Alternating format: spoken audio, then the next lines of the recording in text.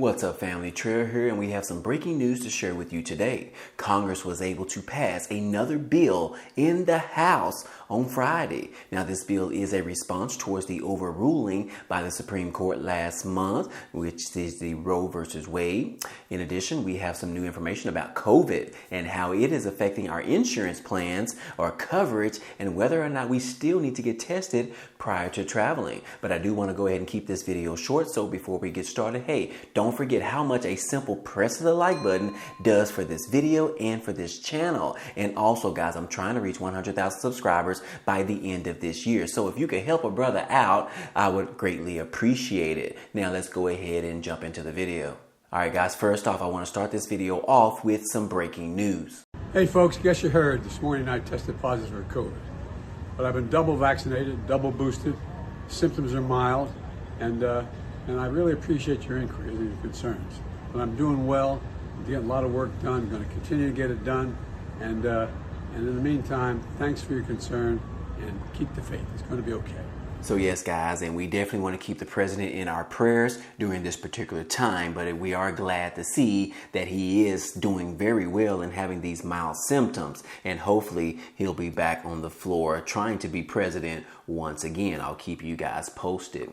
Moving on, hey, the Biden administration is increasing monkeypox testing as well as vaccines. Just when we thought that COVID was the last thing that we want to see on this planet Earth, and now we are dealing with this new monkeypox testing, and the Biden administration is working towards getting some vaccines for it. But I will say I did some little bit of research on monkeypox, and it looks like this has been around for a very long time now, but it's just now resurfacing once again, and it looks like it's only kind of affecting males. So anyways, guys, that is in the news, but we also have another type of thing that we need to be worried about as well, because the first U.S. case of polio since 2013 has been detected in New York. Yes, guys, a case of polio has been detected in New York, which is the first instance of the virus in almost a decade. Now, the case was confirmed in a resident of Rockland County, which is about 36 miles north of New York City, which is the first case since 2013, according to the state and the county health departments.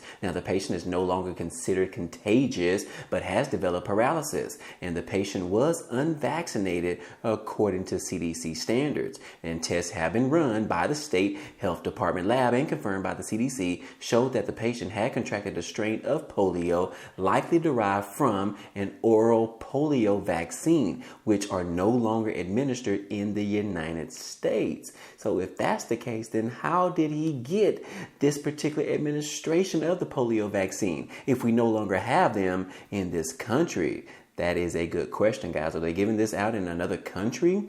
Well, this article doesn't talk about it. But anyways, guys, that is on the horizon. We have to worry about COVID-19 as well as monkeypox and now a potential polio. Guys, I will keep you guys posted as usual. Be safe out there because there are a lot of things going on that we definitely don't want to be involved with. Wouldn't you guys agree?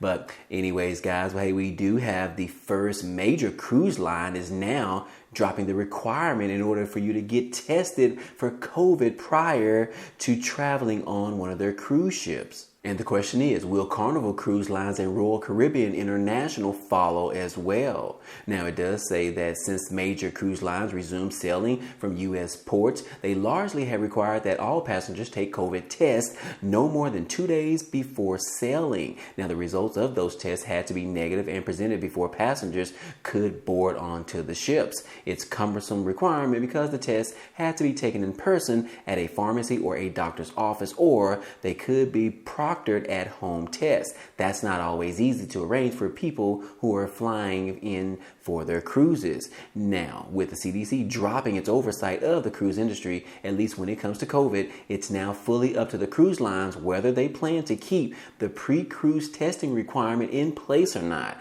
And Carnival Cruise Lines, Royal Caribbean Group Report, or Norwegian Cruise Line have not yet dropped the pre-cruise COVID test requirement just yet, but they could do so very soon, guys. But it's good to know that these cruise lines may not require you to get COVID tested prior to sailing with them here in the near future. Well, guys, we recently received reports of inflation hitting 9.1% for the month of June, which is affecting all sorts of things out there, such as interest rates, such as prices on cars, prices on food, prices on gasoline at the pumps, and so many other things, guys. And the list just not stopped there. And now we have what they're calling employer-sponsored premiums for health insurance.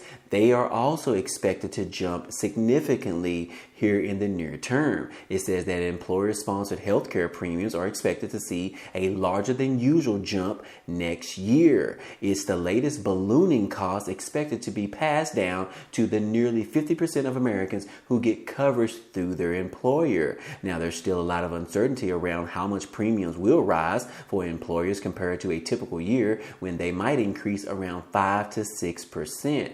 And even in the fall, we were hearing concerns around 2023 with rate increases ranging from 10% to 12%. And we have a member who just a 12% increase in their premiums. But right now, guys, they're saying that, look, our expectations are the prices are going to go up significantly. And Willis Towers Watson, which is a business consultancy company, puts that estimate closer to between 5 to 9%. And 7 to 9% is definitely higher than what we've seen in prior years, according to Courtney Stubfield, which is the Insights and Solutions Leader for Health and Benefits at WTW. So again, guys, if you are still working right now and you receive insurance at your employer, hey, we could see an increase in these rates sometime next year, especially as we enter into this potential recession at the end of this year going into 2023. We are definitely probably going to see an increase in not just insurance at our jobs, but also many other things as well, guys. So I will tell you guys to go ahead and ramp up, start saving your money, stop spending frivolously, stop spending things on just your wants. Make sure you focus on things that you actually need, especially for you coffee drinkers out there buying those coffees at Starbucks every single day. Yes, you could cut back on those because we're in for a road ahead for next year, guys. A lot of things are going up and our company's pay raises are not going up at the same rate of inflation right now. Typically, we receive like a 3% increase at our jobs, and inflation just increased 3 times that, guys, which is 9%. So anyways, guys, be mindful of that going into the new year and finishing out this year, because you're definitely going to need more money on your side in the near future, guys. So I don't know if you guys heard about this story, but there was a 10-year-old girl that ended up being, I don't know if I can say that word on YouTube or not, but unwillfully having sex with someone she did not know. You guys know the 4-letter word, but anyways, guys, she ended up getting pregnant and she was needing an abortion. Now, at a time right now when the Supreme Court has overturned the Roe versus Wade, which has prevented and banned all abortions in this country, yes, this particular 10-year-old girl, she needed one of these. And guys, I'm sure you could definitely understand the reasons as to why.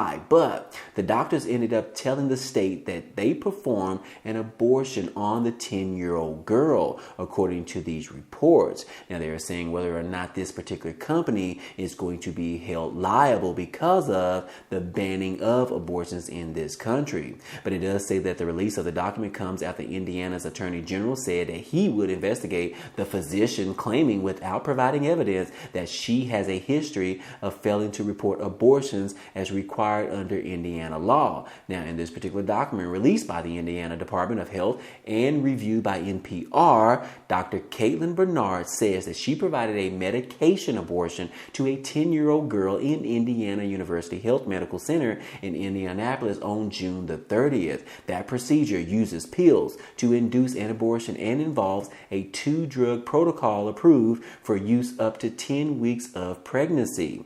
Now, according to the report, the abortion took place a few days after the Supreme Court's Dobbs versus Jackson Women's Health Organization decision, which overturned long-standing abortion rights precedent and triggered abortion bans to take effect in multiple states. So yes, guys, now the Attorney General is trying to go after this particular doctor because they are saying that she performed this particular procedure using these pills after that particular state had banned abortions. So guys, what do you think about this? This brings up a huge topic that's going on right now. And it doesn't matter whether you're a Republican or whether you're a Democrat. It really doesn't matter, guys. But think about it.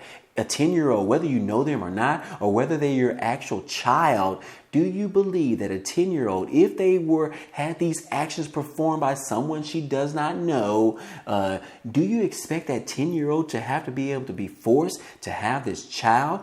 Or do you believe that that 10-year-old does have the option or should have the option to get an abortion in this country? Now, I know it depends on what state you actually live in, but guys, tell me your honest opinion. Do you believe that this 10-year-old should go ahead and have this child? I mean, come on now. Why would you want to ruin that 10-year-old, especially for something that she did not consent to?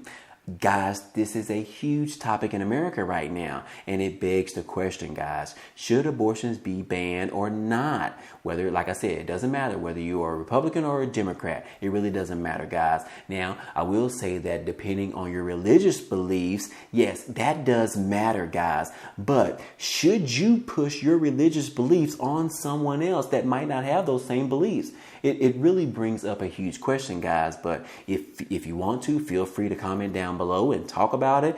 But I will say, if you do, be respectful, guys. We definitely want to keep everything on this channel respectful to others.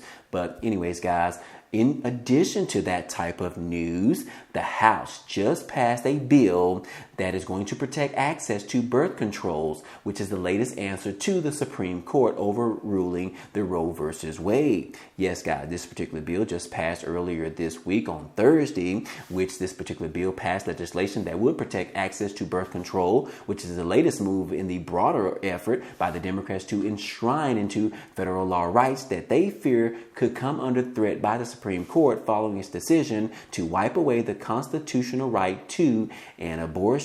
Now, this particular vote was 228 to 195, with 8 Republicans joining every Democrat in voting in favor of this particular bill. But it is good information to see that some Republicans flip sides to go ahead and support this bill because they believe that individuals in this country should have the right to receive abortion contraceptives. Last but not least, guys, because of this and the abortions being banned in different states, yes, New Mexico, a clinic in New Mexico that offers or still offers abortions later in the pregnancy, they are bracing to receive more patients here in the near future. And that is because the states have banned in a lot of states right now, guys, a lot of red states to be exact. But anyways, guys, on Friday afternoon, outside of Southwestern's Women's Options in Albuquerque, New Mexico, one woman covers her face, quietly sobbing. Another one wearing a shirt that barely buttons over her belly calmly fills out paperwork. And many patients were or have traveled from other states because this clinic offers abortions later in their pregnancy. Now, since the Senate Bill number 8 went into effect in Texas last year, restricting abortions after 6 weeks of pregnancy, the clinic has gone from seeing about 40 patients per week to more than 100 patients per week. That is a lot of abortions, guys. I definitely don't support that many abortions, but it really is a sad thing, guys. I know all of those are not dealing with the same situation as compared to this particular 10-year-old that we just talked about. But anyways, it does say that almost all of those patients are in the 2nd or 3rd trimester, and they are now wanting an abortion. Anyways, guys, this particular clinic in New Mexico is still performing these abortions, and they are receiving a lot of traffic. 100 abortions per week? That is a lot, guys. But anyways, guys, that is exactly what we are dealing with in this country. I will go ahead and make another video to talk about some other things in this country that we are dealing with, such as the heat wave and how the extreme heats in this country are now melting different houses, melting roads, melting bridges, and so forth, guys. I'll catch that on the next video. Anyways, guys, I hope all this information in this video was helpful to you today. Well, anyways, guys, hey, that's all I have for you today. But if you enjoyed this content today and you want to see more, go ahead and subscribe to the channel. It's totally free. And if you like today's video, then go ahead and hit the like button for us. It really helps out this channel, as well as it tells YouTube to share this video with others. But anyways, guys, hey, I appreciate you guys stopping by and watching, and I hope to see you on the next video. Peace.